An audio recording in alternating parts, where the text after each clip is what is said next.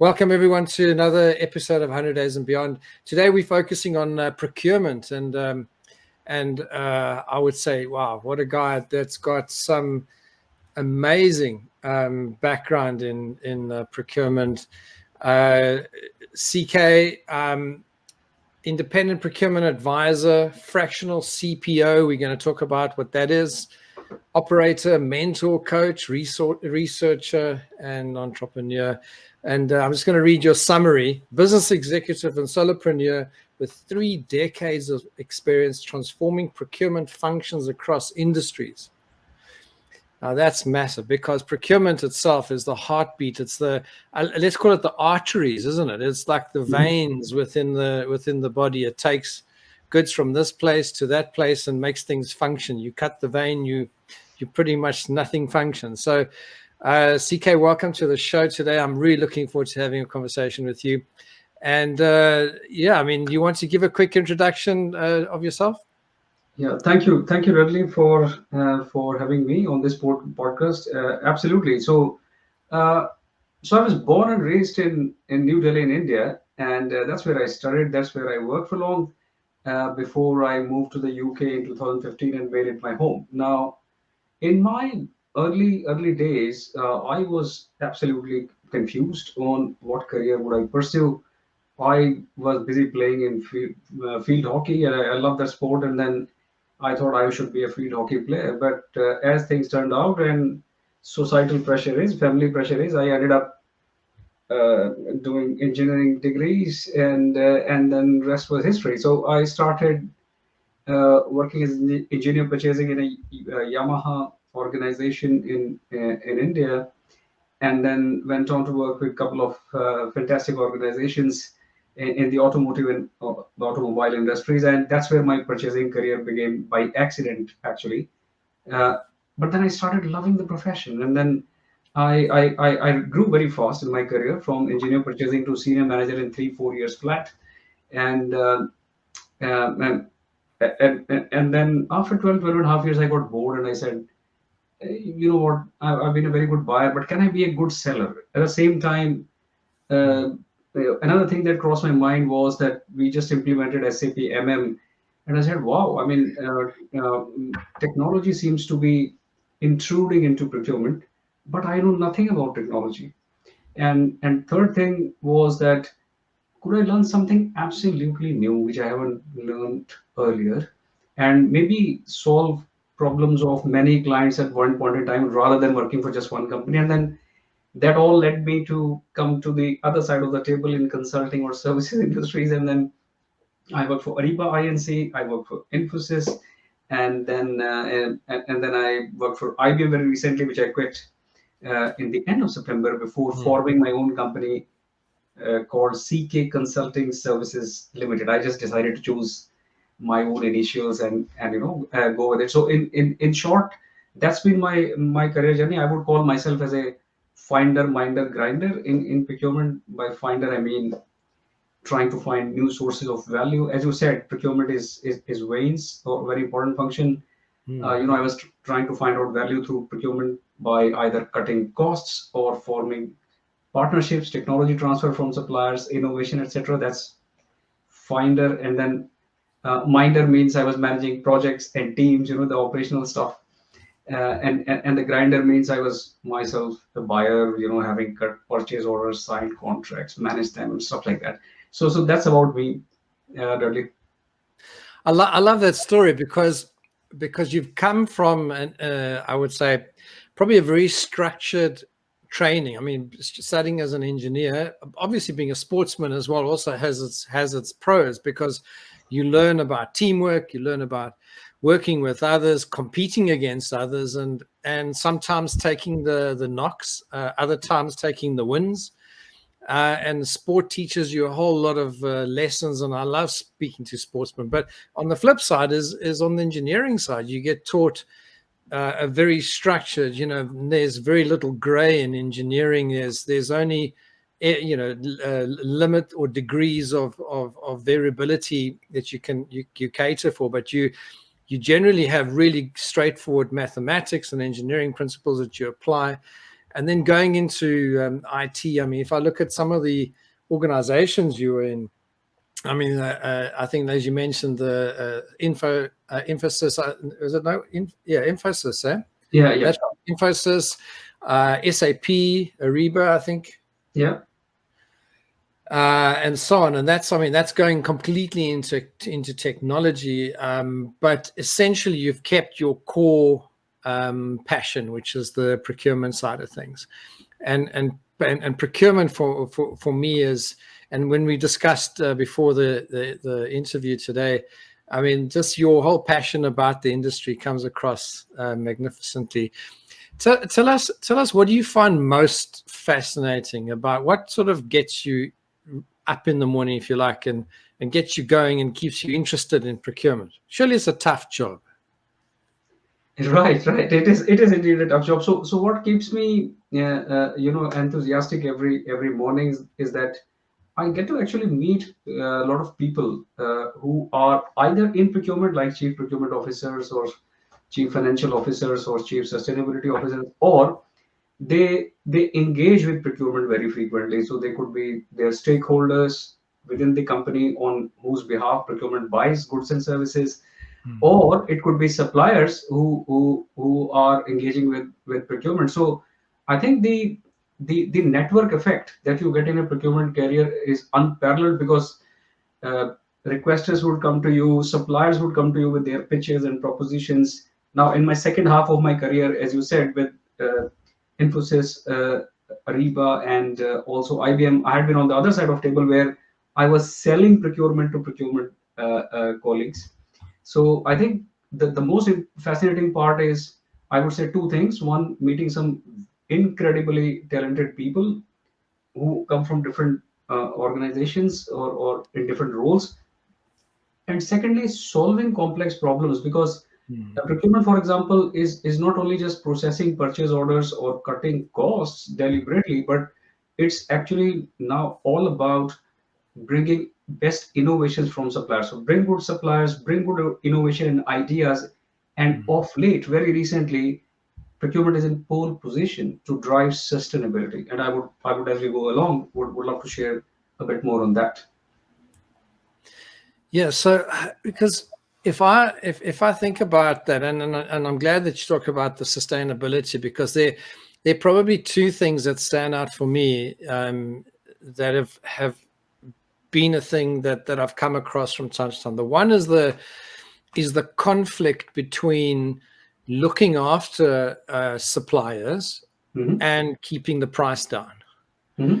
Making sure your suppliers, when you do a procurement role, making sure your suppliers themselves are sustainable and they can make sufficient profits, while keeping your own company, when you're doing the procurement, keeping their costs down to a point where where you're not blowing the budget, kind of thing. So it's this whole thing about keeping it's almost it's two forces clashing all the time. That was the one thing that comes to mind.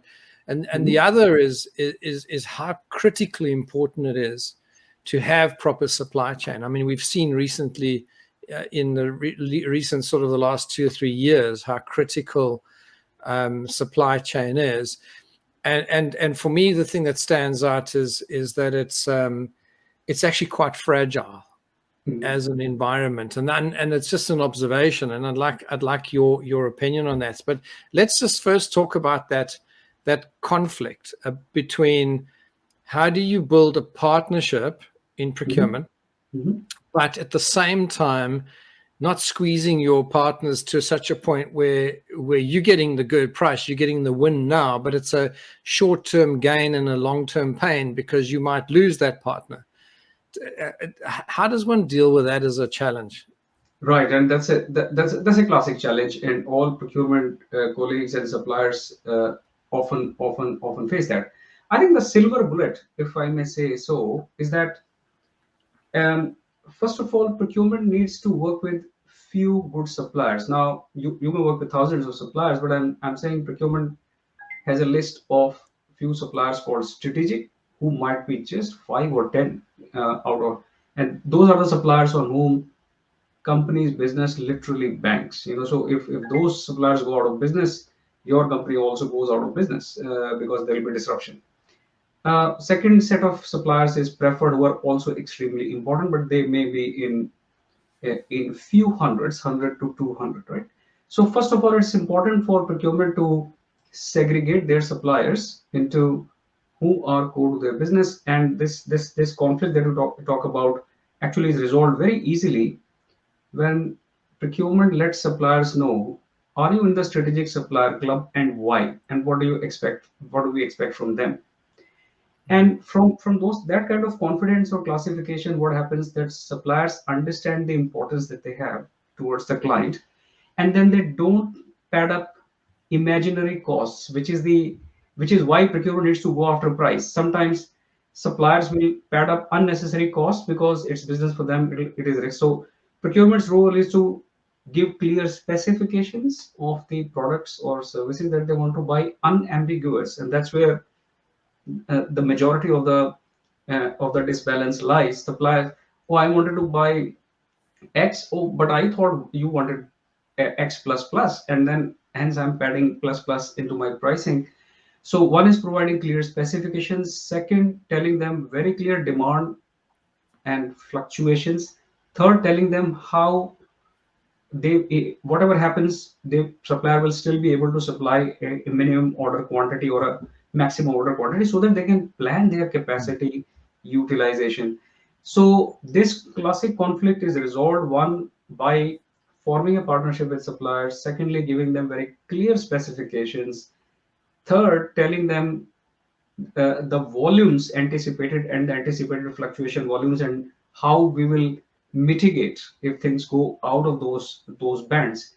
Once all those things are there, then you mentioned about my engineering degrees and all, and I think that's what helps me a lot when I structure negotiations, etc., with Mm. suppliers, is to think of all the pricing elements very, very clearly, and give suppliers enough time to even have their inputs also, and say, look, this is what we are looking for. I may go for creating a competition between two or three.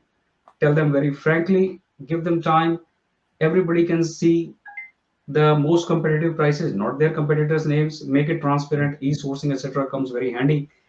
And with that transparency, constant communication, you arrive at a total price which works for both the parties. And also suppliers need to make decent margins to be able to invest and then service and rise up to the standard. So I'm not sure if that answers the first one. It does. It does really. It answers it very well. There are a few things, and I want to come now to the IBM and the software side of things, and you were on the sales side on the software. So a lot of these questions would have come your way.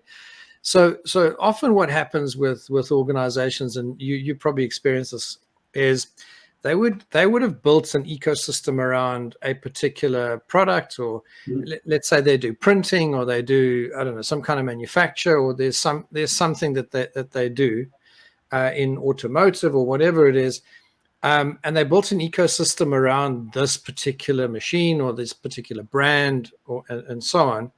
And only those spare parts can come from only specific suppliers. Right. And then they could hold you to ransom because it's not a standardized thing. I saw, I think 2 weeks ago, the European Union has now decided to have a single charger plug for all mobile phones. And I think the guy had, as a demonstration, had this big handful of bunch of wires of like 10 or 12 whatever different charger connections, and now they're going to have one standardized thing. And all I'm saying is that sometimes suppliers would try and get you into their ecosystem to almost force a choke point that you can only buy their suppliers. Now, how do you navigate that carefully without, it's almost like unintended consequences? You buy it now because it's a good price, it's a good product, and so on. But in 3 and 5 years' time, the cost of ownership could be the thing that you should be taking into account, as opposed to the exact price right now. Just tell me a little bit about how do you navigate around that as a challenge?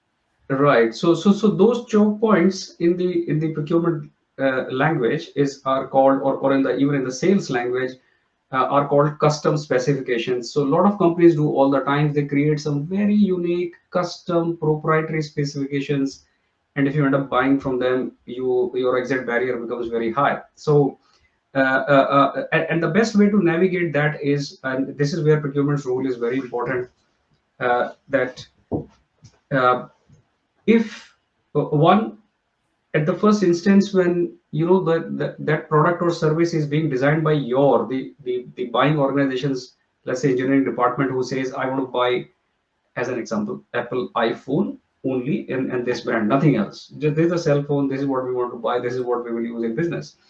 The moment you say that, you are locked in with that customer specification. Now you are locked in there.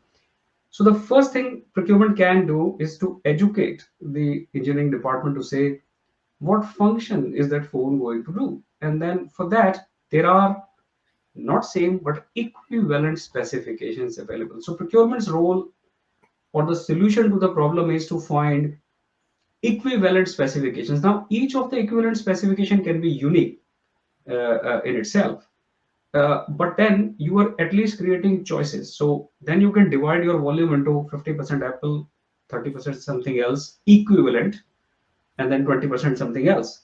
And that way, because eventually you are just fulfilling a function using a particular product or a service. So I think that's the solution. And and the other thing that procurement can do, which is a long haul, and automotive companies procurement guys do that very well. I was myself working in automotive companies, we used to do all the time, is to then work towards, like you mentioned the example of EU, work with regulatory agencies, standards, to actually come up with universal specifications. So you then don't work with suppliers if they are not willing to change for some reasons, even after education, collaborating with them. And then you work at a different level. Let's say lobbying in that sense is a loose term, but then you work with the regulators, governments, to actually make sure that a lot of barriers are removed, because some of those things are unnecessary. That's what I think is the solution or practice. Automotive Yeah. companies do it all the time. Yeah, and I think it's a constant. You got to just keep your wits about you, because I think sometimes the pressure is on. It could be immediate cash flow constraints versus sort of long-term thinking. If you only got long-term thinking, you might be paying too much for something just to get the variability or the potential protection.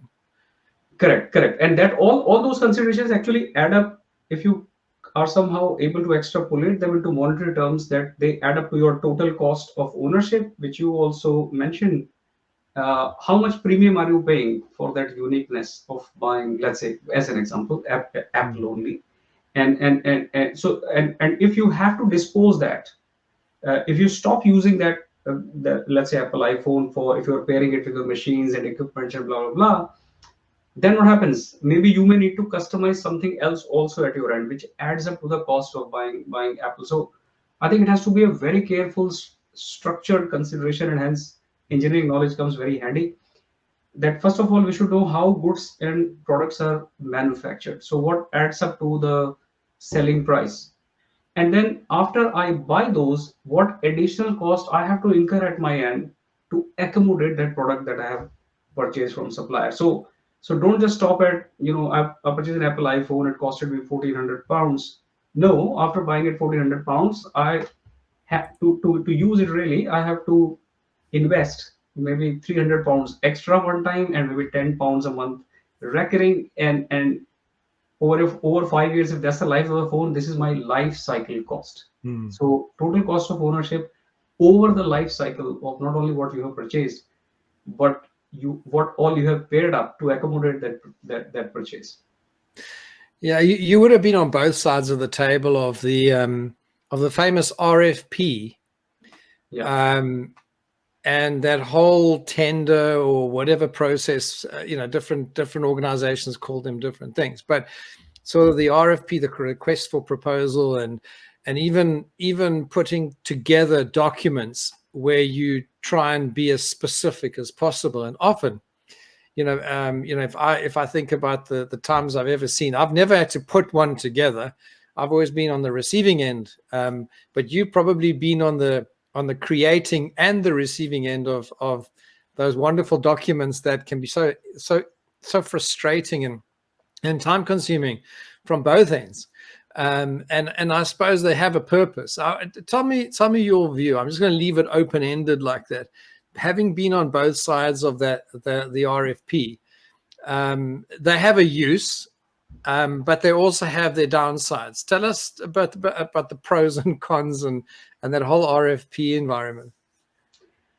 Right. So first of all, I mean, they're actually very, very useful in my experience, whether I was on while creating them, running them with the suppliers, or while replying to them, because we like it or not, they are going to remain there, because that's what boards want. Every company wants to buy sensibly. Now, the bad thing about RFPs is, to a great extent, procurement has not done a good job. Many procurement organizations have not done a good job in structuring them well.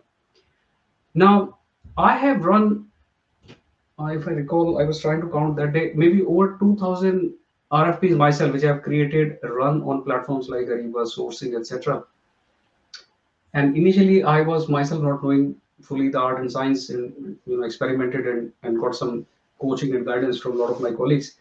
But then I have run some ultra complex RFPs, for services to components, bought out components, and after multiple rounds, suppliers were extremely happy. How do you like it? Even the losing suppliers used to send emails. Oh wow, we never had this experience. Although we lost, it was very transparent. This and that. The key thing is in RFPs, first of all, use e-sourcing tools very well. Secondly, give suppliers enough time. Okay, first of all, before releasing the RFP, solicit feedback from suppliers. I'm going to run an RFP which structure look like this. This is how I'm going to collect your specification. This is how I'm going to ask for price breakdown. Is it how you are able to structure as well? So have the competing viewpoints before you release the RFPs, if possible. If not, then you yourself should be confident, as a category leader or sourcing leader, that you understand the supply market nuance as well. The second thing is, structure that RFP not in an Excel sheet or a Word document.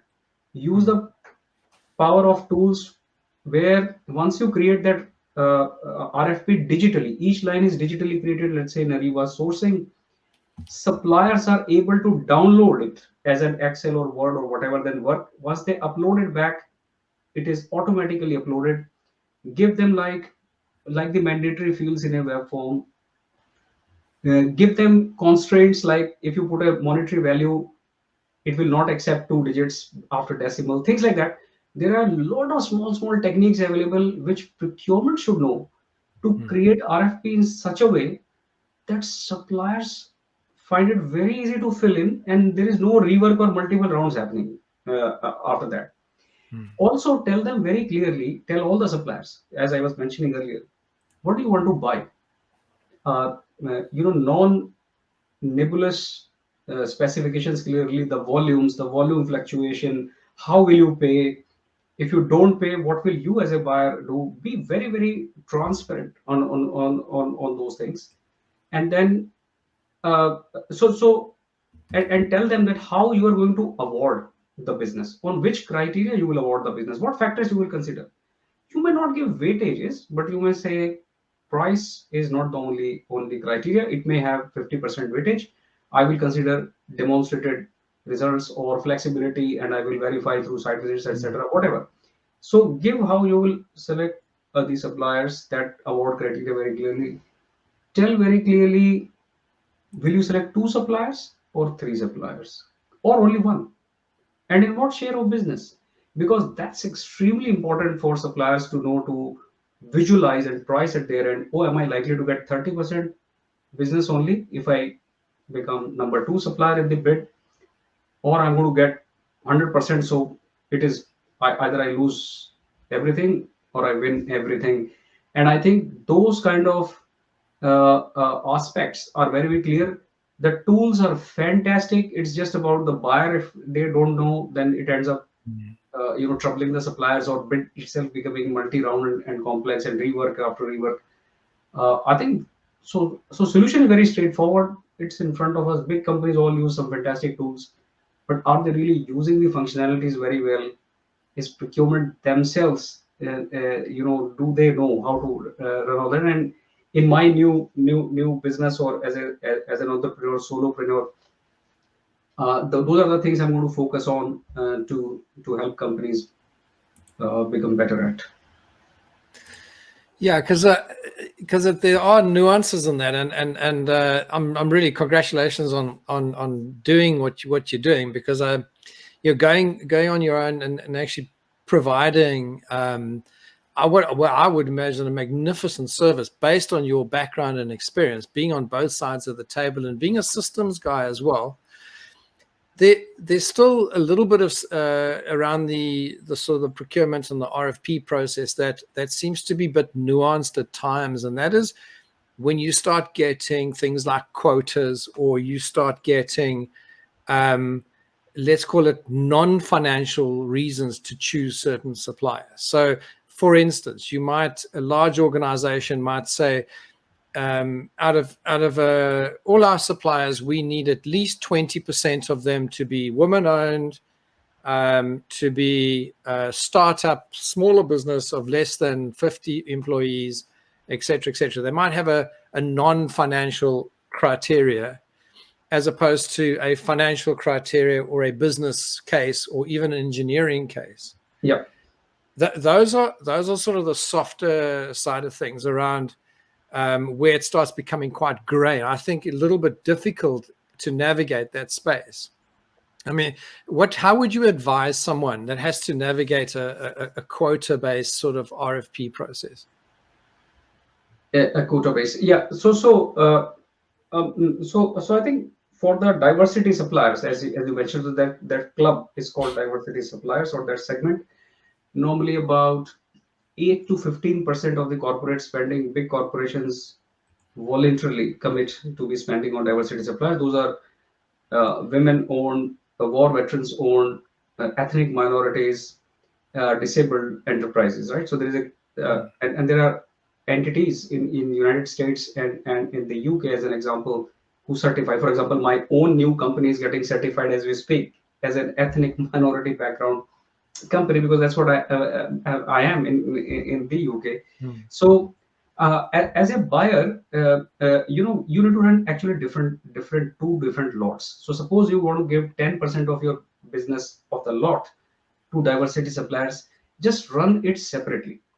For the 90%, you run it with big companies, because diversity suppliers are very small. They won't have resources to fill RFPs and this and that. So you need to run a very light process, and maybe don't try to create competition there. Just find out who is the most, who would be the most beneficiary, who could be in your vicinity. It could be a women-owned enterprise or a disabled-based enterprise. Just call them and just give them the business. Just explain them what it is. In fact, you need to sell them and tell them that, look, we are here to help you. You can do work with us.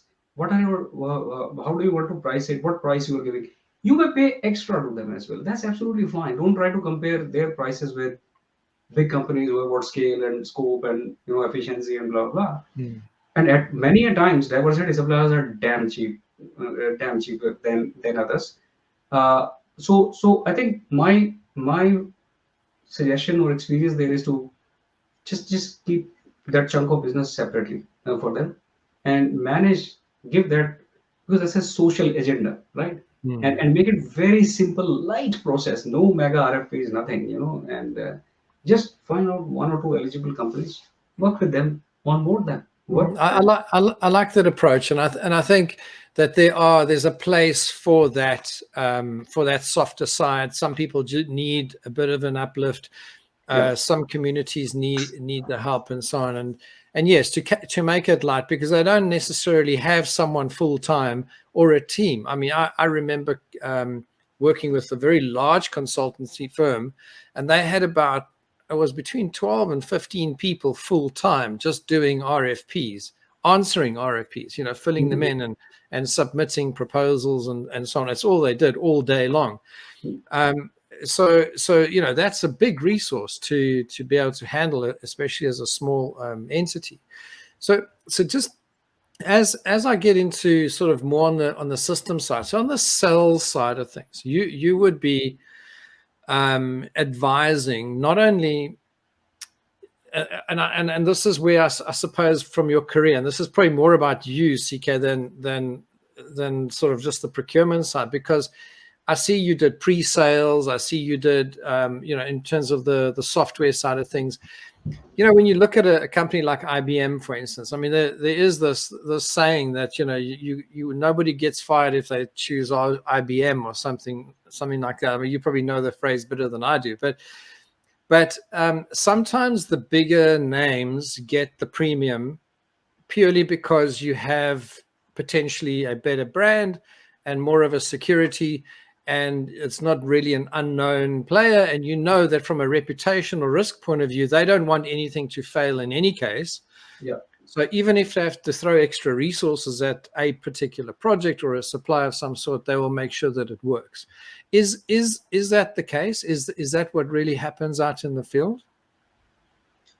Yeah, it has happened, and I mentioned about the concept of strategic suppliers, preferred suppliers, etc., etc. So, the considerations of selecting very big organizations like, let's say, IBM or Accenture are very, very different. So, first of all, uh, do you do you are you able to invest in the relationship with a company like, let's say, IBM? So because you have to match their feed. Secondly, why would you select IBM? Because if you want something that has got global ramifications on your business, the reliability of what IBM provides, as an example, should be very high, or your supplier provides should be very high. And there you tend to be something which is magnanimous, something which needs extreme reliability. Let's say airlines choosing a cloud, and the cloud, in the cloud, all the operations and transactions are happening. They're able to provide Mm. customers on time flight status or delayed status. For those kind of mission critical applications, you may want to choose very big suppliers, a lot of standards, reliability assured, and you can audit them anytime, and blah blah blah. Uh, uh, uh, so that's true. That's true that you end up choosing some very good suppliers because they give you reliability, so that nobody gets fired. But then there are a lot of those commodities which buyers have to carefully learn from the supply market, that who are those suppliers and what are those products and services which are actually not mission critical. They are commoditized. They're available in plenty, and then I need to take some spot decisions. For some commodities, you need not have any contracts or purchase order process. You could just Mm. buy them, and then when you find them cheapest, or if things are in short supply. So that would be my response, certainly. It's a great response, because the way I see it sometimes is when you do an RFP as a, let's say, a larger organization, Mhm. you go put it out there, and you have people submitting their RFPs, etc. That's a normal sort of auction process, if you like. That's here is a job. Let's see submissions. Whoever makes the best bid basically wins it. Sometimes dealing with even bigger players, suppliers than you are as a buyer, you in a reverse auction process. They do a lot more vetting on you as a customer buying than the other way around. So even though you might have an RFP, you tend to have to play to their tune, if that makes any sense, as opposed to them playing to yours. And that's an interesting dynamic. Tell us a little bit about it. Have you experienced that before? Oh yeah, certainly. So I have had clients when I was working with big companies who were much smaller, and one CPO, for example, famously asked me very openly, "CK, we are worried that you are coming from a company. Your company is like 800-pound gorilla, and then we are very small. So there is a concern that you would literally crush us if you work with you, and you will take us for a ride like that." And he was a CPO. He was very seasoned, and my response was very authentic, and as a buyer, I said that, look, business is always done among equals. So if you have this thinking that we are 800-pound gorilla and you are not, then I think that's then don't go ahead with us, because business is always we are equal in business. Once we sign a contract, then Mm. we are partners, right? So first of all, it is that. So the buyers need to change their psyche like that. Secondly, if they get any sense during the entire sales cycle that suppliers are actually going to behave like 800-pound gorilla or take them for a ride, then don't invite them. So that risk assessment has to be done very properly. The strength of relationship. And I tell you, even big companies, nobody wants to lose any client, and they want to diversify. The challenge for big companies is they want to diversify their bets, because they don't know, one or two big clients. Suppose Mm. if the companies are big, but if you look at their client list by revenue, you will find maybe 10 clients are giving them 60% revenue, and if one or two pull the plug, I mean, their stock price crashes. So they also want to have place their bets, and show that they're very nimble. They could service even small companies. They're equally hungry. But as a buyer, you need to identify through your market research, talking to the account managers, blah blah blah, sellers, and see during the sales cycle that are their sales team and the delivery teams Mm. nimble enough? Are they working at your level? Are they really nimble? Promising something in sales cycle is different, but do you see those evidences? Procurement job is to collect evidences, and if you don't see that, then don't Mm. take the call. So when selecting those initial suppliers before even you run RFP or engage suppliers is extremely important. Yeah, and that's exactly right. So it's choose your partners correctly, no matter what size, shape, type of business. It could be a small supplier, but that supplier is a highly critical component. I remember working with a client some years back that Mm, supplied the tiny little machine, but he mm, supplied quite a few of them, and the glue that glued the boxes of the cereal boxes that glued them at the end of the manufacturing line. So you can imagine this entire manufacturing line that's manufacturing tons and tons of all kinds of cereals. And this little component, this guy was the only guy that did the glue and the actual device that did the application of the glue just in the right heat and quantity, etc. And he was a critical supplier, although he was a tiny little business. And if something had happened to him, so the company that he was his main client was looking after him almost as if he was an employee. And I'm talking about him and his company, that because he was so critical. And I think those kind of relationships are in place, and I think that's what makes this world so interesting, and especially the world of procurement, because you have to manage not only just the function of the supply, but also the relationship and also the sustainability of that. But let's go into sustainability now. Let's talk a little bit about that, yeah. and share your idea around sort of sustainability as a concept, and then also how it's covered across the industry. Right. So I think the the concept of sustainability as far as procurement is concerned is very simple. That procurement's role is to strengthen the sustainability of their entire suppliers and their supply chain. So the tier one, tier two, tier three procurement has to go up to there to see that they adopt and they improve in implementing the sustainable practices. Now, there are various standards around it, in my business, I'm going to actually work majority on sustainable procurement practices, because that's a new lens through which I should help solve classic problems which you were also discussing. So when you were writing RFPs, as an example, which you mentioned, what are you doing to include the social agenda or sustainable agenda? So what will be those aspects on which suppliers should respond? Are they really important So I think there are a lot of governing standards at a commodities level or at a supply industry level that procurement has to think, talk to suppliers, and get those enabled. So it's a long haul. A lot of suppliers will say, I want to go there, but I don't have the know-how on how to change my production processes or specifications. You mentioned about that glue, for example. If that glue is currently not that environment friendly from acquisition to disposal perspective, how can we encourage that sole supplier, proprietary supplier to change their specs?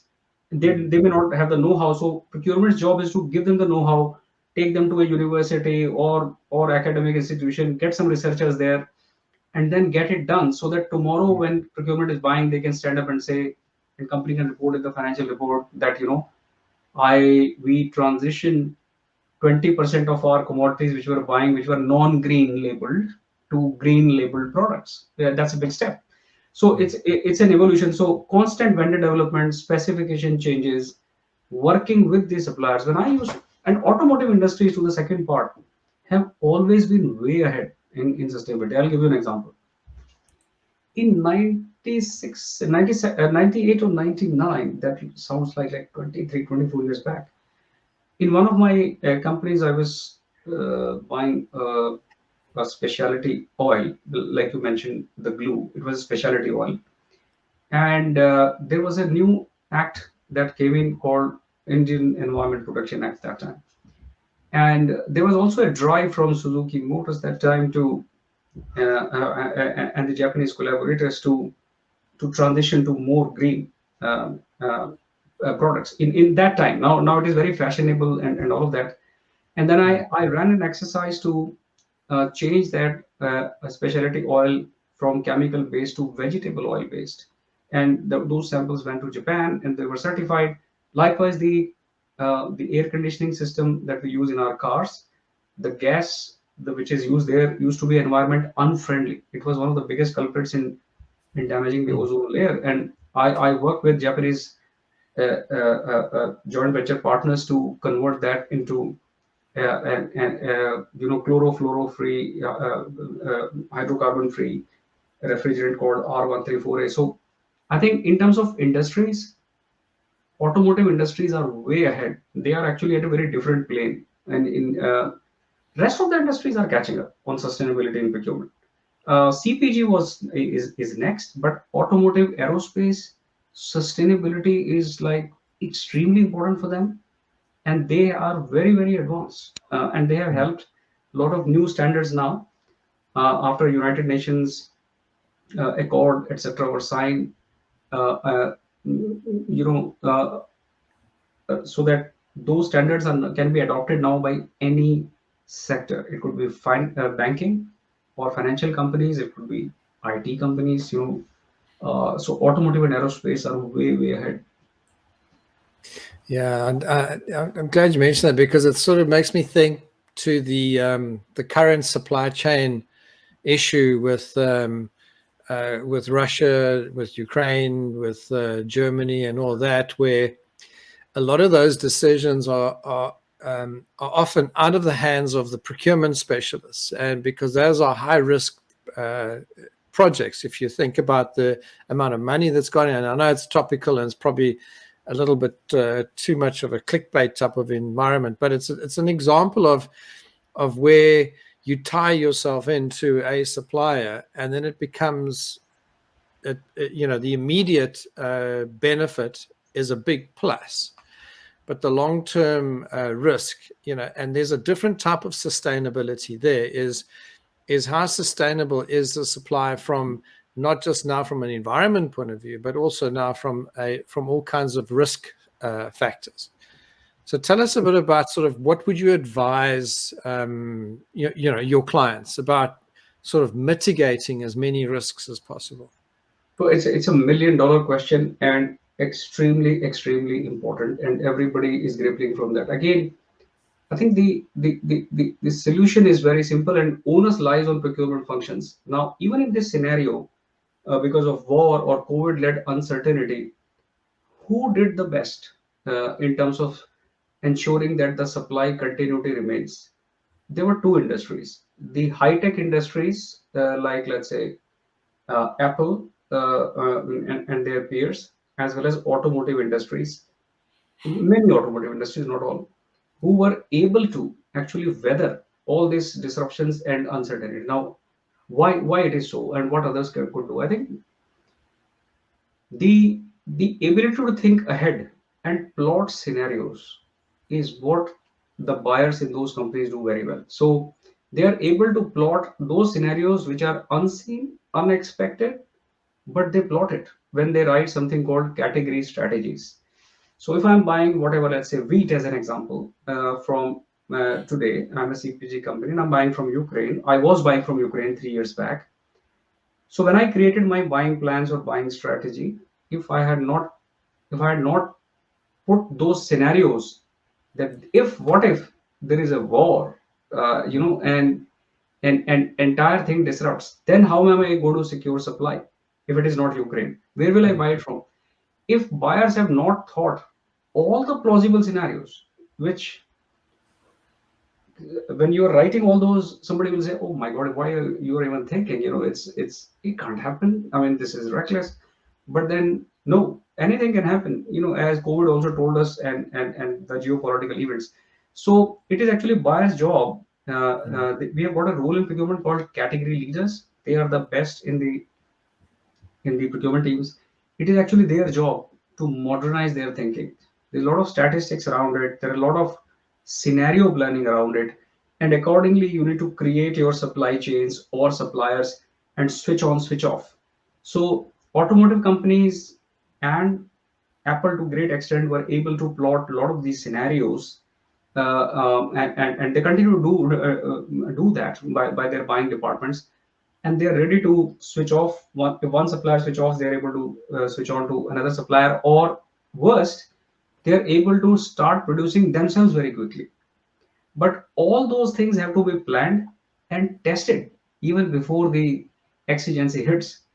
But all that is an investment. It's a thinking. It's an investment, and the Mm. boards have to provide extra money to that. Now, in my procurement career, you will see in my lot of my profiles mentioned vendor development, right? So my job was to, in those roles, anybody's job is to develop new parts which are yet to, you're just something off the drawing board.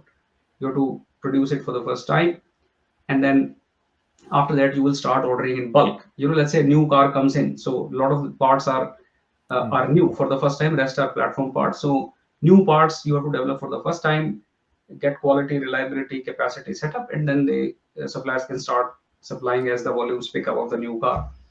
But along with that, the second piece of the job was to uh, go work as per those scenarios and create either parallel capacity, shadow capacities in our sister organization or sister concern, which was a mission critical unit for some of those glue or kind of parts that you mentioned. That Mm. if my supplier suddenly goes out of business, they're very small and niche, and they hold the IP. What am I going to do? Am I going to produce myself? Ask them to give their production systems to us on loan till the time they come out of that situation. And a lot of companies did that.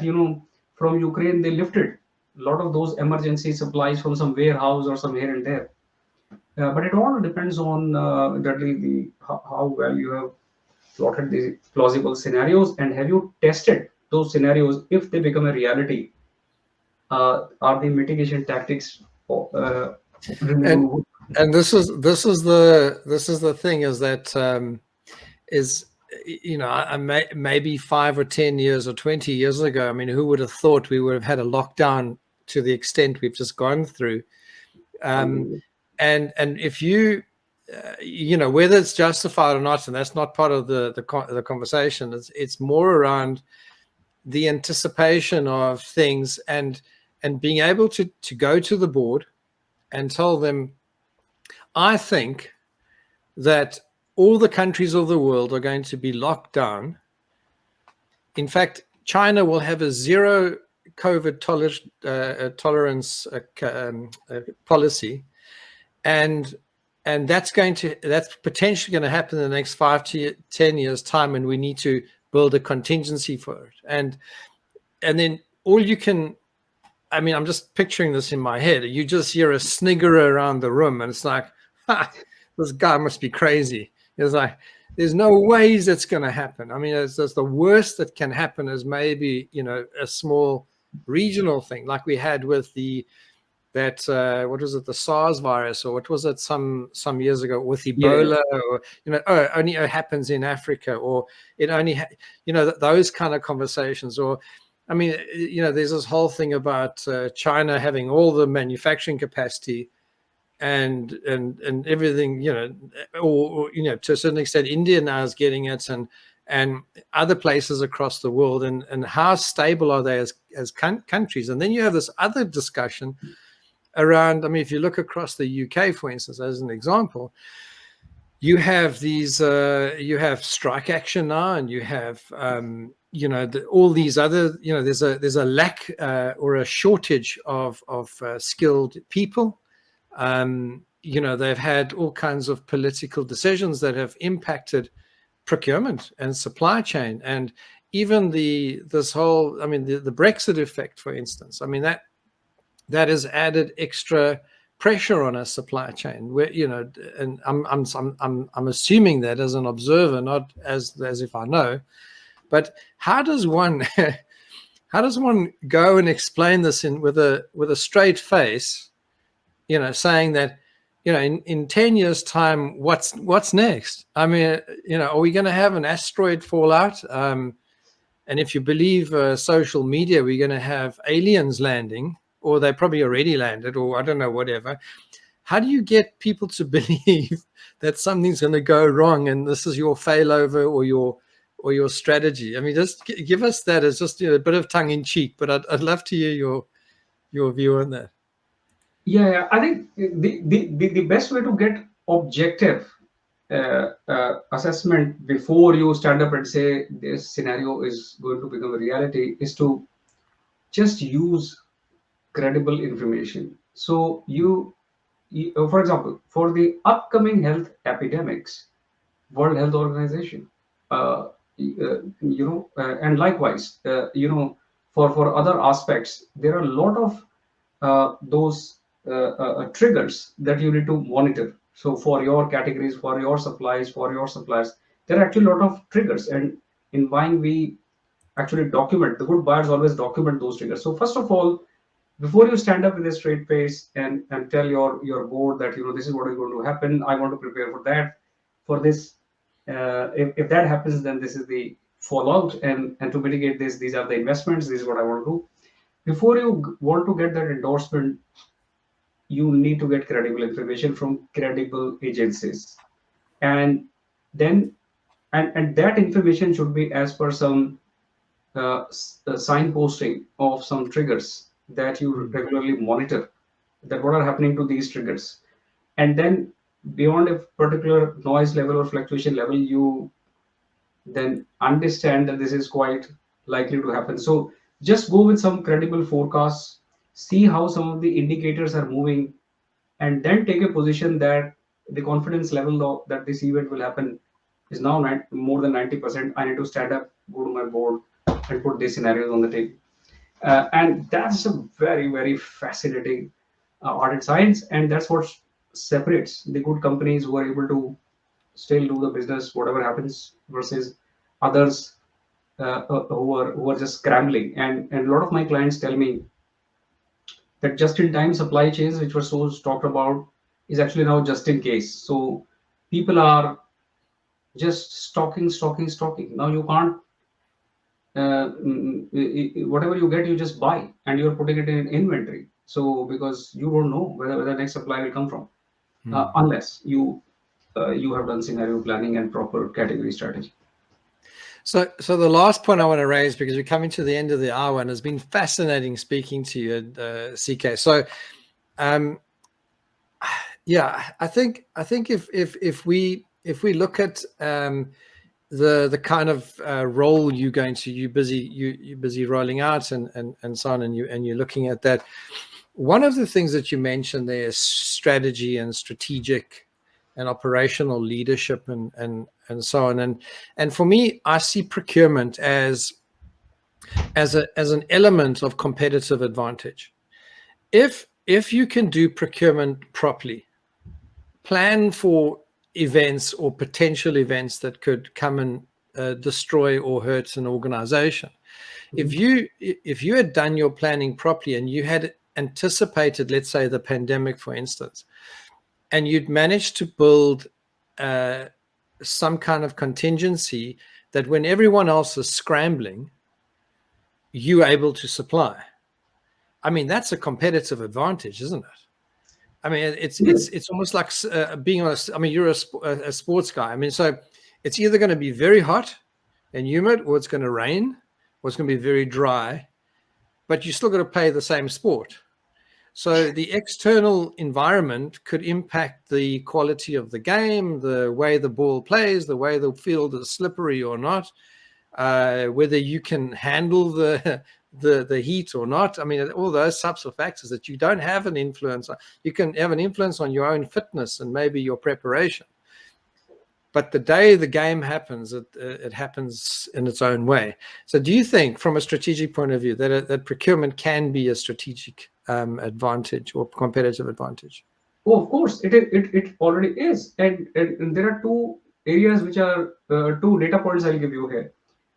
For any company, the spend on suppliers which procurement manages is 20% to 60% or even 70% of the revenue of the company. So for automotive companies, if they are whatever $10 billion in revenue, then give or take their spend on suppliers is $6 to $7 billion. So from a monetary perspective itself, if those $7 are not managed well and you end up in just in case and your cost becomes for 1 year because of COVID and disruptions 9 billion, your gross profit goes tanks, right? So that's the significance of procurement impact on top line. And if there is stock out, like you mentioned about that glue, your total revenue goes for a toss. If there is stock out, then you just can't produce anything, because there is no substitute. So you make zero. So your revenue is zero.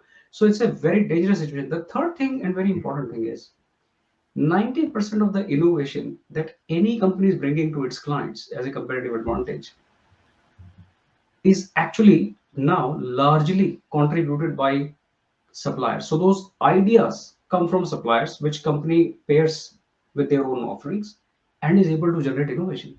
So if you don't have an active procurement department, your revenue may become zero, or your costs may go out of the whack, tanking your profitability, or you may not be able to get best suppliers to contribute best ideas and then continue to innovate and then build that competitive advantage. So competitive advantage is at a price level and non-price level, right? So and that's where I would say procurement is extremely important. That's what I think in my this third career, as I call it, I would be able to do more.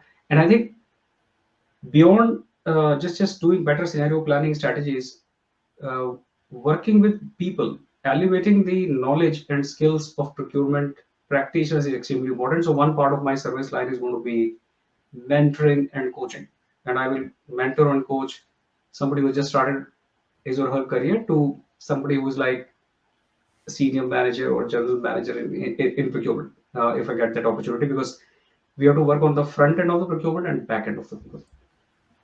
Yeah, I like that, and that's the one part we didn't manage to cover. I mean, we could probably speak for hours, you and me, but and that's the strategic, the intellectual property, because a lot of times the supplier is only focused on their product or their service. Yeah. So they're constantly improving that to gain competitive edge over their competitors. But in that, you're getting the benefit as a procurement individual, procurement department, or of innovations happening by your suppliers, and that feeds into your ability then to be better, more efficient, and apply that. Yeah, and no great example than Gorilla Glass, which Apple used. So 3M developed Gorilla Glass along with Apple's procurement function, and Tim Cook was heading the procurement function at that time, if I remember correctly. So I think that's an example that what Gorilla Glass did to the entire positioning of Apple products, and then it became the standard. So excellent examples in front of us. Yeah, and if I remember how many times I had broken the screen of by the early apples, and now it's yeah, they're much much yeah. We come to the end of the hour, CK, and I'd love to invite you for a follow up and see how you're getting along with your as you said, your third career and so on. But before we leave, I want you just to share with us, what are you doing right now? Because you talk about being a fractional CPO, you talk about mentoring and coaching, etc., and being an entrepreneur, etc. Tell us a bit about what is your sort of value proposition, and what's the kind of client that you're looking for to speak to. Right. So I just started company 10 days back when I registered the company. So I've just created a website, which is ckcsp.com. So CK Consulting, ckcsl.com. Sorry. So CK Consulting Services Limited, short form of that. And I'm currently a solopreneur, right? So the clients I will work with will be all through my network, in the sense some of the old colleagues or old clients, once they got to know, they said, okay, why don't you work for us? So I'm going to be or there were some people whom I mentored earlier, they are saying, I want to pay you for personal mentoring, but I want you to mentor me in whatever career building or current problems that I face in the office and things like that. So my clients are going to be individuals as well as small, medium, big enterprises, whosoever needs my help. But I'm going to prioritize on what I will pick up to manage my capacity well, as well as create the impact. So when we meet in next 3-4 weeks, I can share more. But in these 10 days, I already began one project. I have actually completed that project very quickly in 4 or 5 days. So I'll work on small projects to maybe big projects which may go on for 5-6 months. And somebody could engage me on fraction. I picked up that word from your title only, Dudley, fractional CMO, which you are. And I thought, yeah, I mean, that's the role that actually I plan to play. So thanks to you. And so somebody needs me for 1 day a week or 2 days a week, or some hourly based consultation. Yeah, I'm available. That's what. So it'll be a portfolio career that I will build now. Of various projects, and working with various companies, individuals, and but then I can't do a lot as of now. If the business scales up, I will bring in my partners as well very quickly, and then we will take it from there. So very small plans as of now, very nimble, and a small startup like. Well, let's say you're pioneering this, and I think you'll do very, very well. I mean, you come with a wealth of experience on both sides of the table for procurement. I wish you absolutely everything of the best, and I'm sure it's going to go very well. CK, what's the best way for people to get hold of you?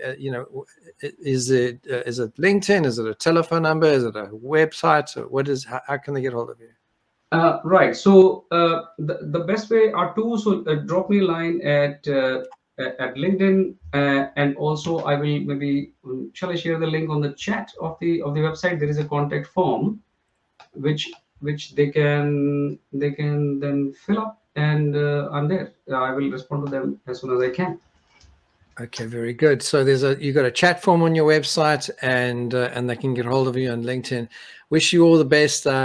Please stay on the line. I just want to say goodbye to everyone, and then I'll have a quick chat to you afterwards. Right. Thank you very much for having me, and thank you everyone whoever attended this. Yeah, really appreciate it. Thanks, CK. Appreciate it. Thanks everyone for joining us for another episode of 100 Days and Beyond. The podcast really focused on the post-merger integration world and all the aspects that go around integrations, mergers, acquisitions, and the different work streams. And today, I mean, with CK on as a special guest, the world of procurement has become critical. But I also think it opens up a avenue for people that are in the M&A space or are practitioners of post-merger or post-acquisition integrations to use people like CK, purely because of the wealth of knowledge and experience to be able to do the value creation, the mitigation of risks, the understanding, and really I would say the deep and broad knowledge across procurement. CK for me is a go-to guy for, as he mentioned, for short projects, probably for long projects, but he could probably help out in any one of those environments. And even if you are listening to this as part of our fractional CMO podcast audience, I would like to encourage you to think about procurement as that competitive advantage, and to have individuals that you can tap into, like CK.